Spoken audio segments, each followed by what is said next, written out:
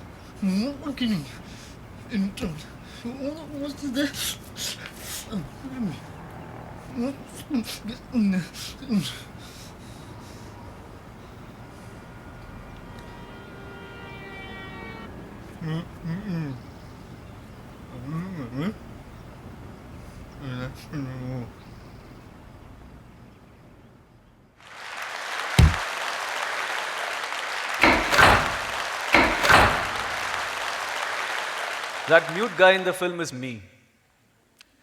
Those issues, most of them are my issues. The sister he's talking about is my sister. She used to work in a BPO in Bangalore and she used to work the late night shifts, and I worried every time I read something scary in the newspaper. The mute guy in the film is also me because before this year I had not voted in any election before. I did not care about who was running the country.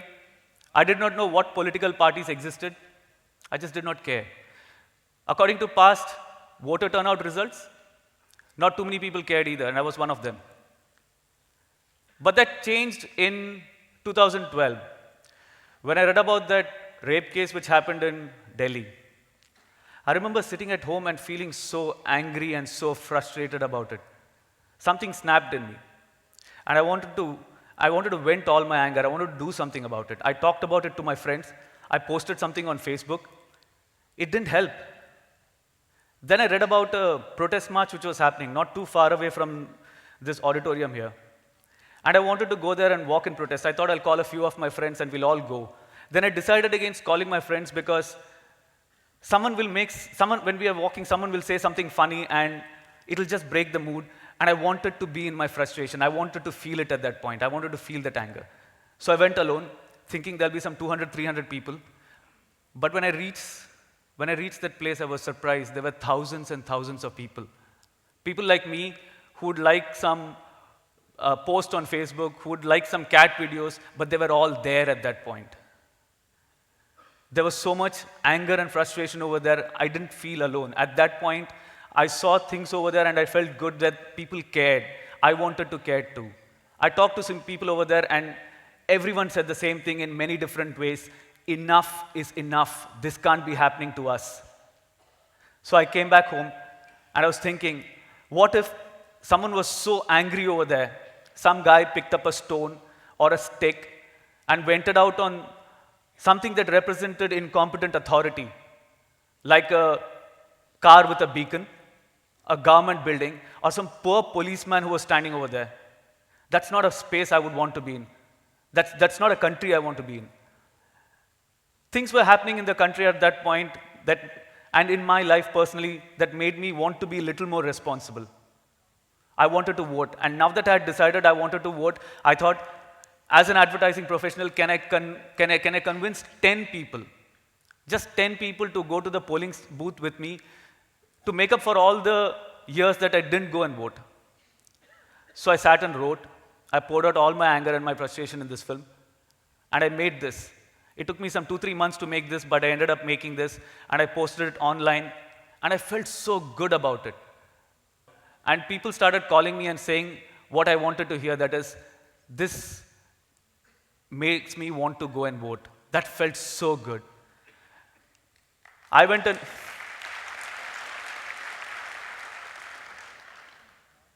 and the film went viral. I'd uploaded it on Facebook, I'd uploaded it on YouTube, I'd sent it to anyone and everyone who wanted to see it.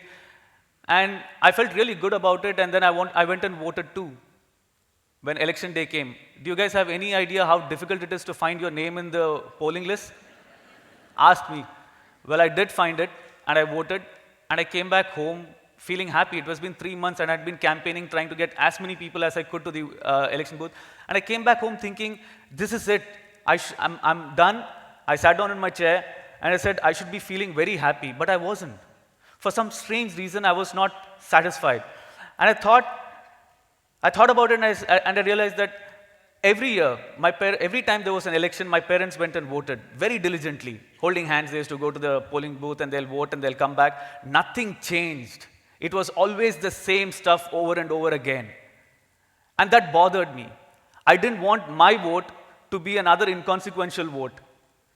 So I sat down, and I wrote again, which is what I do when I'm frustrated and angry. So I sat and wrote again, and I made another film. The last time, I wanted to reach 10 people. I did more than that. But this time, I wanted to talk to just one person. So I made a film for one person.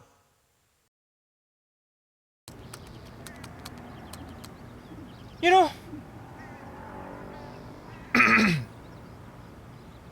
know, I have so many things to say. But I will begin with the most important thing. Congratulations on being our leader, our representative to the world, our hope, our future. I'm talking to you today because I'm afraid you will forget me like I've been after every election. I'm talking to you today because I'm not a man. I'm not a woman. I am not a minority. I'm not a statistic belonging to a vote bank living in a tier 2 city. I believe dialogue is the only way we can understand each other. I want you. I beg you to know me. I am a policeman. A teacher. A doctor. A government official. One of the many important pillars of our society. Questioning, how does one bridge moral high ground and my pay package? I am a pensioner who wants to see India stand proud in the Olympics. I am an athlete who knows why it's not possible. I'm a woman who hates being afraid of her own city, her own people. म्या एक शेतकरी आहे. मला छतावरून लोंबकळणाऱ्या आशेच्या अंताबिगर दुसरं काय B दिसत नाही. I'm a criminal who deserved a better past, a better society. I am an artist who is fighting hard not to become an activist. At the end of a long day, when I'm back home, I'm just a guy. A regular person with a regular family, wondering, will the road outside my home be fixed before this monsoon or not? I'm talking to you today because I believe one man can do a lot. One man and me, a lot more. So like you, I too will take an oath today. I solemnly swear that I will never ever neglect my country again. I'm promising this to you because if you are watching this, then you already know who I am. I am the collective voice of this country. And I'm talking to you today because I'm not mute anymore.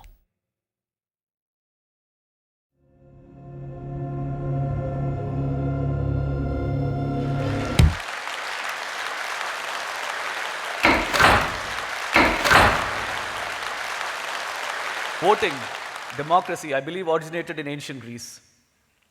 People gathered in a small village or a town and they wanted to choose a leader, so they had two pots representing two candidates.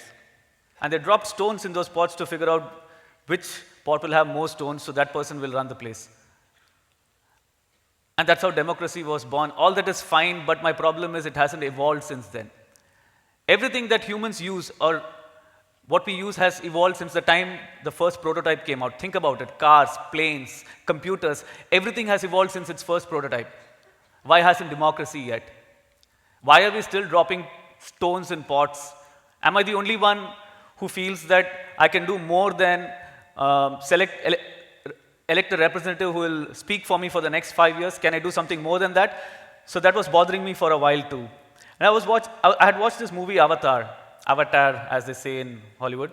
And in that place, in Pandora, the place which they had set the story in, there was this giant tree, and everybody was connected to this giant tree, and the giant tree connected everybody to everybody else.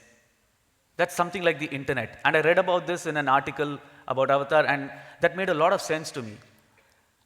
So today, that internet is my pot.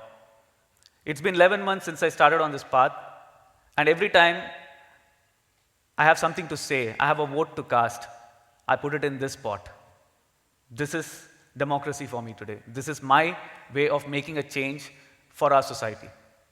Having said that, I had cast one more stone in this pot this morning. And this one is called pause.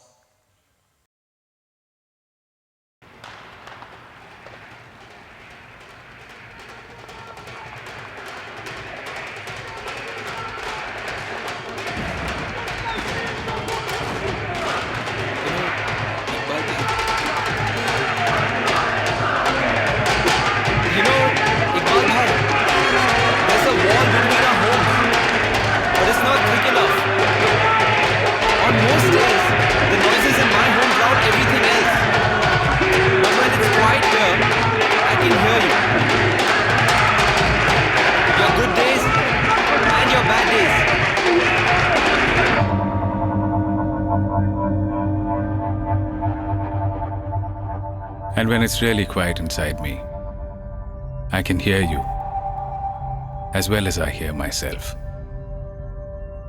It is sad that the wall fills up our vision completely. We don't notice the mirror hanging on it that shows what we truly are, Iqbal Bhai. A reflection of each other. We have similar homes, similar lives, similar worries, and we are similar in so many ways.